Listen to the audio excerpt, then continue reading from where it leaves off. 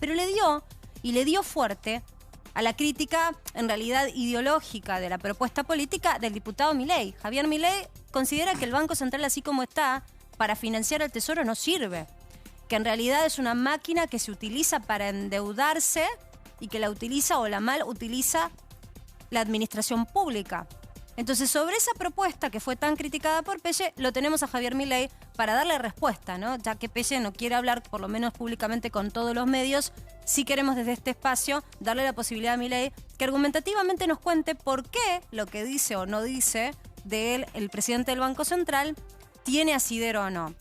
También el presidente del Banco Central dijo que están cumpliendo con la meta del Fondo Monetario. Hay varios economistas que dicen que cuando venga esa primera revisión va a ser difícil, por ejemplo, la meta inflacionaria que se cumpla. Así que ya le damos la bienvenida a Javier. Hola Javi, ¿cómo estás? ¿Qué tal, Marcela? Un gusto enorme estar contigo en tu programa. Gracias, Javi. Bueno, ¿viste lo que te preparamos ahí? Acá hay una discusión con respeto, pero intelectual. Y es una discusión sobre cómo salir de la maraña de la dependencia, del tipo de cambio y de la inestabilidad que genera. Y poneme, si querés, Cari, ya en pantalla para que lo vaya viendo Javi Milei, Javier, con la confianza de tantos años que no tenemos, te digo Javi, pero así cerró el dólar en Argentina. Entonces no es lo que decimos nosotros, sino me corro para que lo ponchan a pleno y lo vea Javier. Cuando se cuestiona el rol que está teniendo el Banco Central, se cuestiona porque tenemos esta inestabilidad, que en un rato te voy a mostrar también se traduce en el riesgo país. Con este número es donde empiezan las especulaciones de las remarcaciones a futuro, de la formación de precios y demás. Entonces, cuando Miguel Pelle habla del rol del Banco Central, hay muchos que dicen, sí, claro, pero pará, porque hay un tipo de cambio que es el que manejás. Y lo que no manejás, y la expectativa de inflación que se genera alrededor de esto, que salta, un día salta, otro día baja. Primero, Javi, preguntarte qué opinás de lo que dijo de vos y de tu propuesta.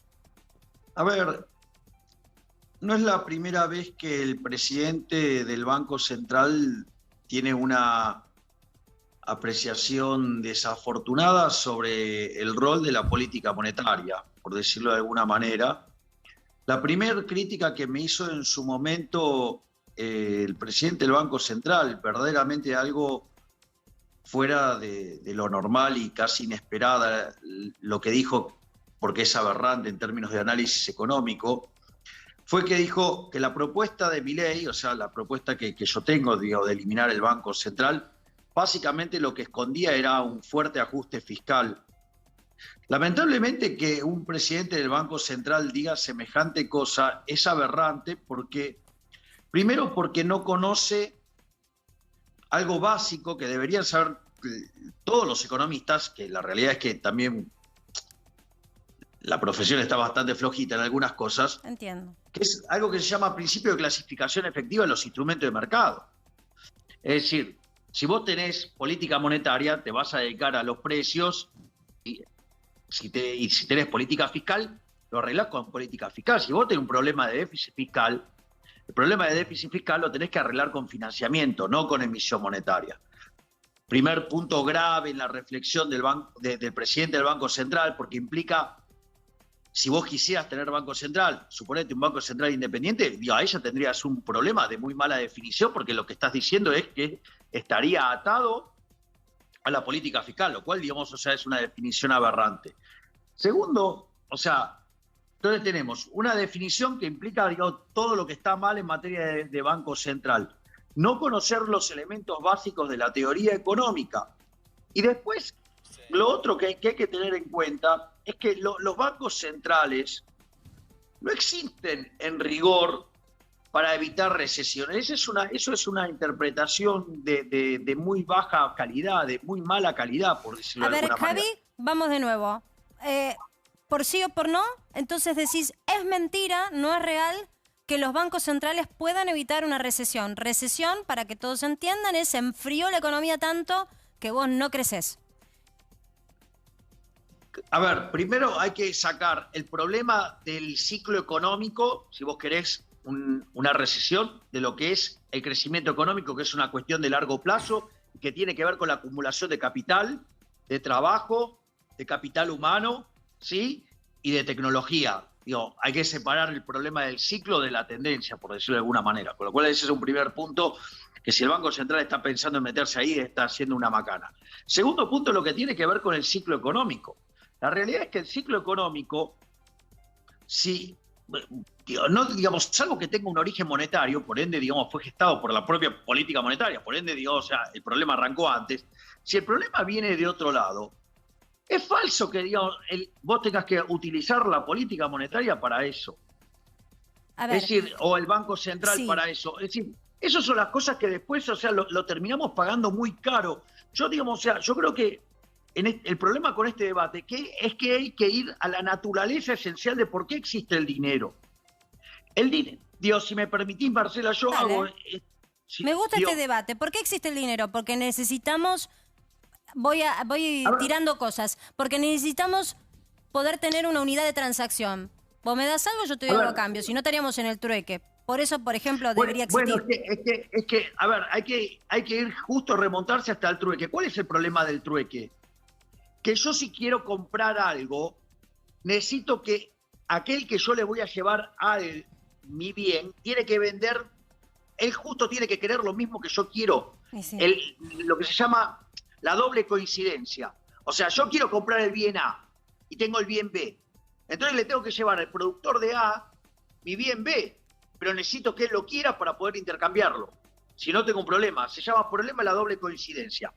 Eso, digamos, en una economía primitiva, bueno, vaya y pase, puede zafar. Pero en una economía, digamos, con tanta gente es un problema enorme, por decirlo de alguna manera. Y después, suponete que por algún mecanismo ese problema se pudiera resolver. Bueno, en realidad hay un problema de indivisibilidad. Puede ser que a mí me encante comer pan, pero no como para cambiarle al panadero por una conferencia mía, ¿me comprendés? Porque digo, o sea, ¿qué hago con tanto pan? No puedo. La percepción del valor. Te sigo. La percepción del valor. O sea, ahora, entonces, te hago una pausa acá porque estás explicándolo como bien docente que sos de una manera fácil de entender. Y es una teoría tuya, con lo cual es respetable. Es una teoría que vos abonás y propiciás para que todo el mundo entienda. Para poder después ponerla en debate, la entendemos. Yo voy a esto que vos estás argumentando, digo. Tengo al presidente del Banco Central hoy diciendo que no hay atraso del tipo de cambio. El punto es que él habla del tipo de cambio oficial. Pero Marcela, este es otro tipo de problema el que estoy analizando ahora.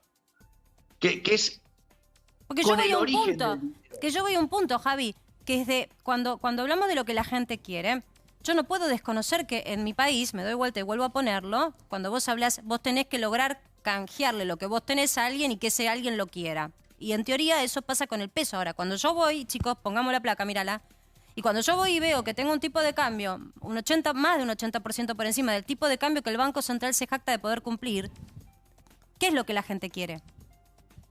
Bueno, ahí lo que estás mostrando, por ejemplo, es que tenés un exceso de demanda al tipo de cambio oficial enorme, por eso tenés ese valor del paralelo, y eso no es gratis en la economía. Porque cuando vos tenés un exceso de demanda tan grande, tenés un exceso de oferta en el resto de la economía. Vos fíjate, ¿qué implica en el mercado de bonos? Que los bonos valen poco. Es decir, la contracara, ¿cuál es? El riesgo país, donde toda la curva es 2.000 puntos básicos de riesgo país. Pero en la punta corta, es decir, los bonos que vencen más cerca, es 3.400 el riesgo país. O sea, es una cosa aberrante. ¿Eso qué hace? Te dice, intermedia el ahorro con la inversión. La gente se quiere ir, por eso lo ves en el dólar, pero al mismo tiempo nadie quiere invertir. ¿Eso qué hace? Te castiga el nivel de actividad económica, te castiga el empleo, te castiga el salario real, te aumentan los pobres y te aumentan los indigentes. O sea, tenés un problema social enorme. O sea, reprofundizás el problema. Por lo tanto... Mira, o sea que vos escuchaste a Durán Barba. Sí, escuché a Durán Barba. Claramente ya sabemos que de economía no entiende, pero sí de política. No está tan desacertado si sigo tu línea sobre esto de lo que puede llegar a ser la rebelión de los más pobres. Pero es que, a ver, el problema es el siguiente, Marcela. A ver, hoy Argentina tiene un desequilibrio en su macroeconomía que es por lo menos 2 veces peor que el que teníamos en el Rodrigazo. Pero el Rodrigazo, en el año 75, durante el gobierno de Isabel Perón, o María Estela Martínez de Perón, ¿qué es lo que pasa? En ese contexto, vos tuviste que la inflación saltó del 30 al 180 y al otro año saltó al 400%, y la pobreza, que estaba en torno al 5%, se multiplicó por 5 veces. ¿Cuál es el problema? Que hoy tenés un desequilibrio monetario que es por lo menos el doble del que tenías en ese momento. O sea que, por lo tanto, digamos, multiplicar la tasa de inflación por 6 sería un piso. Es decir, que estaríamos hablando de niveles de inflación del orden del 360, 350%. Pero no solo eso, sino que además, como piso estoy hablando... ¿Cuánto se proyecta de piso de inflación, Javi?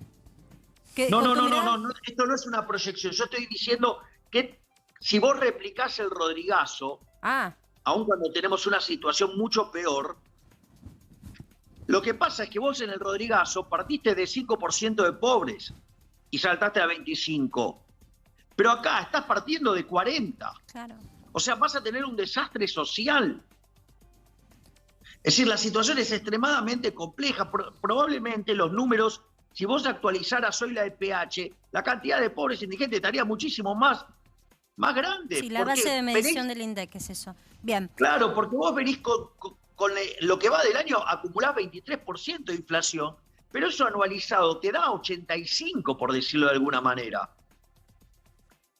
Y si vos tomás los datos puntas, estás arriba del 100%. Y si tomás alimentos, estás arriba del 130%. Y si vos corregís por brecha cambiaria, la inflación viene viajando al 350%. A ver, yo te sigo porque también para ir explicándole a la gente, hay mucha gente muy preocupada por el salto de tipo de cambio. Cada vez que salta el dólar blue, hay nerviosismo. Pero por sobre todas las cosas, antes de que sucediera esto hoy, antes de que sucediera esta fuerte suba, que es el mayor número del precio del dólar informal del último mes, y uno puede decir, bueno, hay que esperar a ver mañana, sin dudas, hay que ver si es tendencia o no. Lo que sí es tendencia es una marcada fijación de expectativa de inflación. Yo lo contaba ayer, Javier, y no sé si vos te pasó con alguna cosa que tuviste que reponer. Cuando vos tenés que reponer algo de tu casa, de tu auto, me pasó a mí con una llanta, o te pasa que tenés que comprar algún insumo que tiene una parte, una pieza importada, o no lo conseguís, o perdés percepción porque te parece carísimo, pero todos los meses se remarca. Está pasando mucho, lo hablaba con las aseguradoras, tengo una persona que me contaba en una aseguradora muy importante de riesgos automotrices, que en realidad están teniendo ellos ya problemas de nuevo para estoquearse de los repuestos, que cuando vos tenés un siniestro, chocaste con el auto, te tienen que reponer porque te corresponde, para eso pagás un seguro. Entonces la gente está muy enojada con las aseguradoras, que no le dan una rápida respuesta a la reposición de un parabrisas, de una llanta, o ni que hablar cuando hay que hacer algún tipo de mantenimiento o reemplazo de piezas del estilo metálico. Y eso es, sin dudas, una consecuencia de que no hay la cantidad de dólares necesarios para que se abastezca todo el mercado de todo lo que es importado. Pero lo que llega, también empieza el comerciante a especular porque dice, che, yo lo tengo que reponer, este stock, cuando me lo tenga que reponer, ¿a qué precio? Y nadie mira el tipo de cambio oficial. Entonces, ¿a dónde está acá lo perturbado de tener un tipo de cambio oficial que nadie mira? Incluso aquellos que compran a través de mercado oficial. ¿Por qué nadie lo mira? A ver, Marcela, hay varias cuestiones que vos señalás. La primera es que, evidentemente, la intervención del Banco Central está generando un daño, porque evidentemente hay un exceso de demanda de divisas, y la contracara es que el Banco Central tuvo que ir a pedirle, rogarle al Fondo Monetario Internacional un acuerdo para poder, recomponer los números, ¿no? O sea, entonces, porque la contracara es que la señora Todesca, en un autoritarismo feroz, decide a dedo a quién le da los dólares o no. Entonces, si vos vas justo a comprar un bien que la señora Todesca considera que... ¿Pero por qué decís Cecilia Todesca y no el ministro de Producción, es ella la que determina, o el Banco Central? Porque ella es la que determina quién puede comprar o no los dólares en este gobierno. Es ella la que dice, qué actividades son las que pueden recibir los dólares o no. O sea, y en realidad eso es porque no crees en el sistema de precios. Es decir, cuando vos tenés un sistema de precios libres, lo que ajusta es el precio y se acabó la historia. Lo que pasa es que acá no quieren, no creen en el sistema de precios, desprecian cómo funciona el sistema de precios. Y eso, la tenés, entonces faltan las cosas y además le faltan dólares al Banco Central. El Banco Central la agarra, ok, te cumple la meta, sí, pero te pisó las importaciones y entonces todas las cosas que vos necesitabas importadas tenés un desastre. Entonces te empieza a faltar cosas. ¿Cómo se sale de esto? Porque con arreglo del Fondo Monetario no están llegando más reservas. Hay una estabilidad, si querés, En rigor, compran un día, venden otro, pero Sí, hay cierta pero en estabilidad. realidad- Pero ahora viene la cosecha. ¿Y después qué? Argentina viene de una cosecha récord y no le subieron las reservas. ¿Me mostrás el gráfico de riesgo país para ver? Quiero mostrarle algo mientras Javi va hablando de las reservas. ¿Qué es lo que está pasando con el riesgo Justo país? quería ir al tema del riesgo país, porque eso es interesante, Marcela. Digo, hoy el riesgo país, o sea, el promedio es 2.000, lo cual es una aberración. Quiere decir que a lo que paga un bono de Estados Unidos vos le estás sumando 20 puntos porcentuales. Pero la punta corta, que es la que más sufre cuando vos tenés un evento de default, lo que más caen son los bonos cortos, porque son, digamos, los que eran los cobros más cerca. Claro. Entonces, hoy los bonos cortos de Argentina cotizan a $26. Es decir, A ver, o sea, eso que estamos viendo ahora en pantalla. Ya perdieron el 74%. Exacto. Y está pasando tanto también con las acciones que cotizan afuera. Que vos decís, ¿cómo puede ser Bien, que la empresa exacto. con tanta potencia valga un paquete de chicle, la acción? Bueno, Esto que estás viendo en ese- pantalla, que es lo que Javi te menciona, es el promedio del riesgo país que lo mide el JP Morgan. Tenemos la otra, que es la evolución. No quiero ponerme en tecnicismo, no te quiero aburrir, vos estás del otro lado. Fijémonos si la podemos poner acá.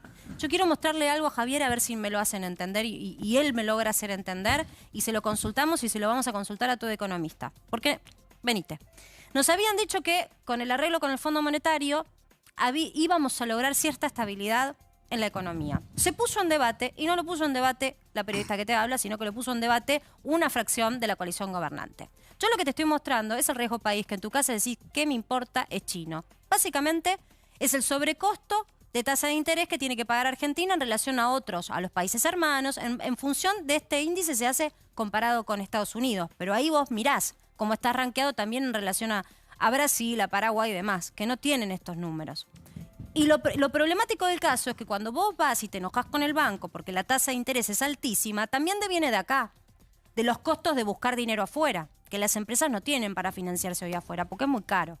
¿Por qué voy sobre este punto? Estos son los últimos 30 días. Olvídate de los números, no me voy a meter en tecnicismo, sino el recorrido de la caminata esta.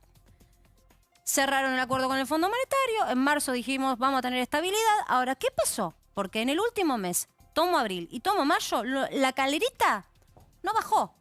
Emprendió un lento camino ascendente. En rigor, el riesgo país, si vos lo mirás y lo medís, no tuvo una baja sustancial. Entonces, con acuerdo del Fondo Monetario, con el Banco Central haciendo todo lo posible para administrar las reservas, ergo, no le venden a cualquiera dólares, a vos en tu casa tampoco, a nadie. Hay una administración muy explícita para poder mantener este nivel de reservas y no perder más. Y de cara a la cosecha, estamos teniendo estos niveles de riesgo país. Entonces, ¿cómo se baja esto? ¿Cuál va a ser la magia entonces? ¿No era la magia el arreglo con el fondo? A ver, lo primero que hay que comprender es que el riesgo país lo que está mostrando es la probabilidad de que Argentina no pague su deuda. Para tomar un orden de magnitudes, yo acabo de decir que en la punta corta los bonos argentinos valen 26%. Sri Lanka, que entró en default, los bonos cortos rinden 46%. Ucrania tiene un riesgo país en la punta corta de 24%. O sea, nos están calificando, nos están castigando como si fuéramos un país de guerra en el mercado financiero. Nos ve tan poco cumplidores como un país que en rigor no va a poder cumplir como es Ucrania. Pero es que Argentina claramente no va a poder cumplir, porque los números que había elaborado Guzmán son inconsistentes desde lo teórico, son inconsistentes desde lo empírico, son inconsistentes desde la dinámica económica, son inconsistentes hasta contablemente. Entonces, inexorablemente, alguien ahí ve el problema, digamos, de que esto es un desastre, o sea, y que esto termina mal. O sea, y hay un elemento todavía mucho más grave, porque vos mencionaste muy correctamente, bueno, che, escúchame, el dólar estaba tranquilo y ahora pegó un salto. ¿Cómo es eso? Es muy importante para ¿Por qué de la nada? comprender. Que alguien se despertó y... Porque muchas veces, viste, las teorías que establecen es... Alguien se levantó y compró dólares de más. Y es un mercado chico y entonces se disparó. Pero ese alguien que era un loco. Que salió de la nada. El blue puede ser un mercado chico. El contado con liqui es un mercado más grande. Ahí lo tenés por encima de 211. Bueno, Más arriba, el pero contado eso con liqui, operación legal, vamos a aclararlo, Javi, operatoria legal que permite, a bueno, través de pero la esto intermediación es de bonos y importante. acciones, en la bolsa hacerte de dólares. Vos podés hacerlo en tu casa. Por eso. Le explico a la gente cómo funciona esta operación. Vos comprás bonos en pesos en Argentina y los vendés en dólares en New York. Y te quedan los dólares en Nueva York, por decirlo de alguna manera. Y así te hiciste de los dólares. Quiere decir que el tipo de cambio, ¿cómo va a venir determinado? Por el precio de ese bono en pesos, dividido el precio de ese bono en Nueva York en dólares. Ahora, la pregunta es, si vos tenés una continua suba del riesgo país, eso quiere decir que vos tenés una continua caída del precio de los bonos en dólares. Entonces la pregunta es, ¿por qué entonces, digamos, no te saltaba el tipo de cambio? Y bueno, ¿alguien lo sostiene? No sé, se me ocurre de pronto. Bueno, será porque Banco estaban Central, haciendo alguna operaciones entidad. vendiendo bonos para hacerlo bajar. O sea que fue En ficticio, es ficticio el valor que vemos. lo Aunque que nos estoy parezca diciendo, caro, exactamente. ese 211, aunque te parezca caro del otro lado, vas a la bolsa, compras por home banking, es caro, 211 para muchos argentinos, pero es ficticio. O sea, lo que estás advirtiendo es que si sacaran la mano amiga de ese mercado... Sacaron la mano un día y te pegó el salto. Clarísimo, Javi. Queríamos darte la posibilidad de que contestaras argumentativamente y como siempre lo proponemos en este programa, con respeto, son ideas y hay que respetarlas y en este programa mostramos todas las miradas.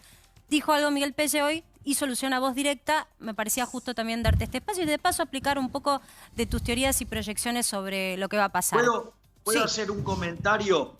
Dale. Sería bueno que tanto Pelle como todos los que hicieron las críticas sobre lo que yo hice de la dolarización empiecen a estudiar teoría monetaria en serio y empiecen con el debate en la escuela de Salamanca en 1550, o sea, a mediados del siglo XVI, que es cuando arranca el debate entre lo que se llama la Currency School, o sea, la escuela monetaria, y la Banking School, o sea, la escuela bancaria.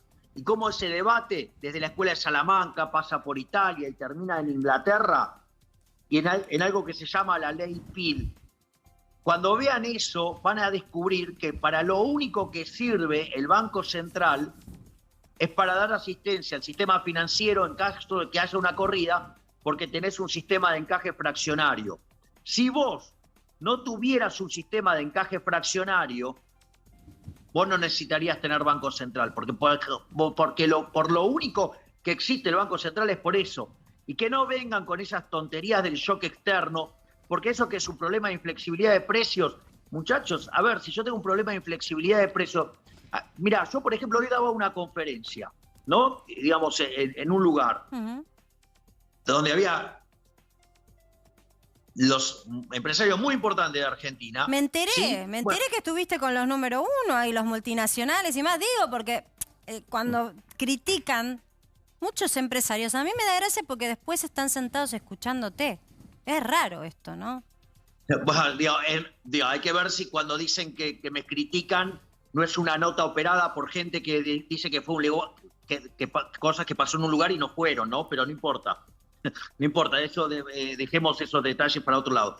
Pero a lo que voy es que, a ver, a mí, ¿sabés lo que me irrita, Marce? Es que esta gente, estos politicuchos, berretas, que subestimen la inteligencia de la gente.